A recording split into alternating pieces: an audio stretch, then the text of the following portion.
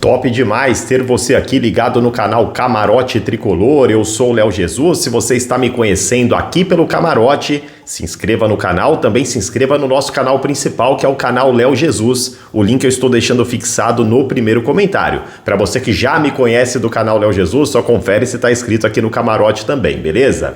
Bom, gente, vamos começar a falar do São Paulo Futebol Clube, que tem uma notícia, sim, inacreditável para passar para vocês, mas antes deixa eu abordar a questão do Patrick Lanza. O jornalista Gabriel Sá trouxe em primeira mão, exclusivo aí, de que o Patrick Lanza deve ser emprestado para um clube do futebol do Chipre.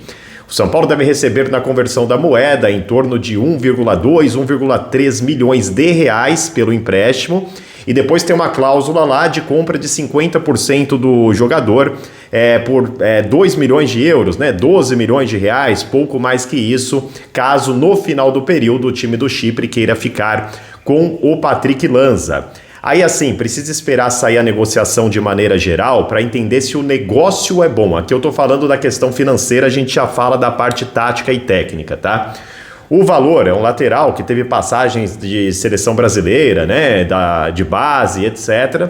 E no profissional realmente não conseguiu mostrar ainda o seu bom futebol que mostrava na base. Achava o Patrick um jogador interessante, me parece muito tímido no time profissional. Mas falando aí em termos de valores, né? Eu não gosto muito dessa questão de, olha, coloca um valor já fechado, isso para quem vende, tá? Ou para quem empresta, um valor fechado para que o time compre no final. Eu prefiro que empreste mediante a compensação financeira sem valor de compra definida. Por quê? Porque se o cara se destaca lá, você consegue puxar um pouquinho mais o valor que vai vender para cima.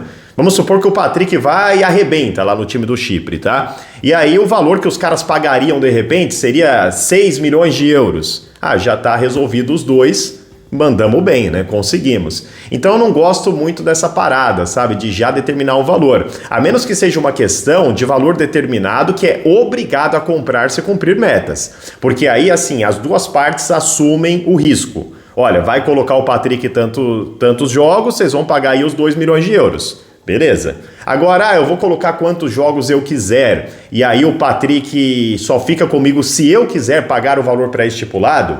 Repito, tá? Não tem a transação ainda efetivada, não sei se essa opção de compra é uma obrigação. Se for uma obrigação, beleza, e aí a gente pode discutir se o valor é justo ou não. Agora, uma opção, eu acho que o São Paulo sai totalmente desbeneficiado disso, né? Eu preferiria, se for opção, não colocar nenhuma. Chegou no final do contrato, aí a gente volta a trocar ideia quanto que vocês pagariam ou não pelo Patrick Lanza.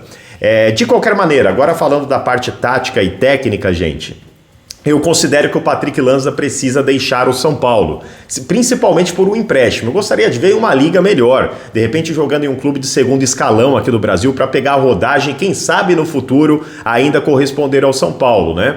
Vai jogar numa liga do Chipre, não sei que se tecnicamente vai evoluir nesse cenário. Agora, para o São Paulo abrir mão do Patrick, eu não acho um mau negócio. O São Paulo tem o Enzo Dias e tem o Wendel, dois bons laterais, que o Wendel, mais na questão da parte física, né, que vinha um crescimento muito grande com o Crespo, pode ajudar muito o São Paulo, e o Enzo Dias, que tem às vezes ali, né, um momento que ele tá muito cansado, acaba fazendo pênalti bobo, mas é um jogador que tem me agradado bastante. Então você tem dois jogadores experientes, de características diferentes para atuar na ala esquerda do São Paulo. Digo ala porque hoje jogamos no 3-5-2. E você tira o Patrick como a terceira opção, e você abre espaço, gente, para o garoto Nicolas, muito bom de bola. Pô, Léo, você falou que o Patrick Lanza também era bom na base. Verdade, acabou no profissional não conseguindo corresponder. Pode acontecer o mesmo com o Nicolas? Pode, mas eu prefiro olhar o copo meio cheio. O Nicolas chegar e arrebentar, cara, como o Henrique tá arrebentando, como o Lucas já demonstrou que pode arrebentar, tanto outros meninos que acabaram sendo doados pela diretoria do São Paulo já chegaram muito bem. Ferreirão chegou a jogar bem em um determinado período, o Alves, né, mostrava lampejos ali de que poderia ser bom, Rian Francisco, enfim, por que não o Nicolas? Cara, o Nicolas é um lateral muito interessante, muito elogiado internamente, inclusive pelo Crespo, pela comissão técnica. Então, abrir mão do Patrick Lanza neste momento, eu vejo até como algo bom para o São Paulo, porque o Patrick já teve várias oportunidades. A gente já meio que conseguiu entender o que o Patrick pode corresponder. Já o Nicolas não. O Nicolas merece o espaço dele, sendo uma terceira opção. Para mim, o São Paulo pode colocar um ativo aí na vitrine que tem, pelo menos, tendência, né, de ser superior ao Patrick. Se isso vai se efetivar, é o tempo que vai dizer, e vai depender exclusivamente do garoto Nicolas, mas olho nele, gente, muito bom jogador, tá? Bom, vamos agora para falar, gente, olha, eu vou te falar, cara, que novidade bizarra, né? Não sei nem se é bombástica, o que a gente pode chamar nisso. Mas, cara, que coisa triste, né? Depois da frustração do São Paulo com o Marcos Leonardo, né? Da não vinda do Marcos Leonardo. E, cara, se eu fosse um cara que só bate na gestão por bater, como muita gente fala, pô, vocês pegam no pé, eu teria falado que iludiu o torcedor e não sei o quê. E pra mim, a diretoria do São Paulo não tem culpa do Marcos Leonardo não ter vindo pro São Paulo, tá? Francamente, já registrando aqui. Por que eu tô falando esse parâmetro? Porque agora sim, eu vou bater na diretoria do São Paulo. Bater no sentido de cobrar. Porque eu quero um São Paulo melhor. Gente, não é possível. Ó. Eu vou ler aqui algumas partes do que aconteceu. Ó. O Conselho Deliberativo ele apresentou um relatório, tá, sobre as contas do São Paulo. Essa matéria está explanada lá no Instagram do pessoal do Arquibancada Tricolor. Então eu vou resumir aqui. A previsão desse relatório diz que o São Paulo terá déficit de novo no final do ano de 48,6 milhões, galera. E ainda fala que se não fosse as vendas dos jogadores, poderia ultrapassar os 100 milhões, chegando a 118. Mas não para por aí. Eles explicam, as despesas, elas estão, até esse período, 457 milhões, já somaram 457 até agora, e o orçado era de 403. Então foi gasto muito mais do que foi planejado. E aí fala também que a venda dos jogadores deram um alívio, e o que chama bastante atenção, na Folha eles citam, sobre a questão salarial, a folha salarial do São Paulo, 28,3 milhões por mês. Que elenco que a gente tem para 28,3 milhões por mês? Que é isso, cara? Da onde que tá saindo? A gente sabe que não deve ser todo do time futebol profissional, né? Aqui deve ter folha salarial eu tô imaginando, de outros funcionários, sabe lá Deus se existem. Mas vamos lá, deve existir, né? Se tá no São Paulo. Ó, o aumento dos custos do Morumbis praticamente duplicaram no semestre. O que fizeram aí no Morumbis? O símbolo nem pintado, tá? Nos últimos jogos do São Paulo. O símbolo do São Paulo nem vermelho, branco e preto tá direito lá. Vocês têm visto isso nos jogos? O que fizeram aí? Reformaram o banheiro? O banheiro tava a mesma coisa quando eu fui lá. O que pegou aí? Por que dobrou os custos do Morumbis? Né? Olha, gente, eu vou te falar uma coisa.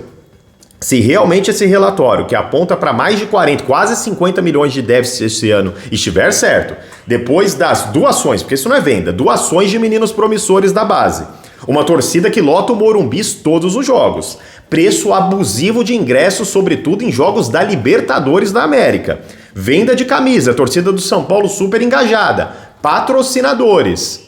Se depois de tudo isso, esses caras conseguirem dar déficit no São Paulo, aí, meu irmão, fecha as portas. Não, Léo, você tá falando pro clube falir? Jamais. O que eu estou falando é fechem as portas, troquem as fechaduras e tira a chave da mão do Júlio Casares e de sua gente. Façam uma chave diferente e desapareçam com essas pessoas do São Paulo. Porque o São Paulo não aguentará mais a sequer um ano dessa gestão temerária e temerosa, no sentido de medo, que me dá pavor de ver no São Paulo. Tá? É inacreditável depois de tudo que a gente está vendo no São Paulo. Gente, uma sugestão aqui, isso não é acusação para ninguém. Por que não é feita uma auditoria externa, independente no São Paulo? Eu acho que precisa, cara. Se faz urgente uma auditoria externa no São Paulo para ontem, para entender o que está acontecendo, o porquê destes números. O porquê destes números no São Paulo.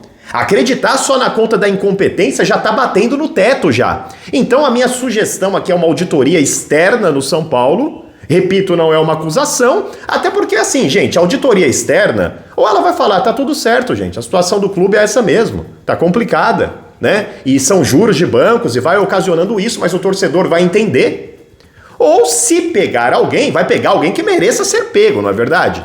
Então o São Paulo, o Júlio Casares, toda a instituição não tem o porquê negar essa ideia. O que vocês acham, Júlio Casares? Uma auditoria externa no São Paulo para mostrar para o torcedor o que está acontecendo, para comprovar a lisura de cada um de vocês. Não teriam por que temer, não é verdade? Seria bom para vocês, bom para nós saber o que está acontecendo no São Paulo e claro que a auditoria, não é isso, Júlio Casares? Escancaria a honestidade que a gente quer acreditar que vocês têm.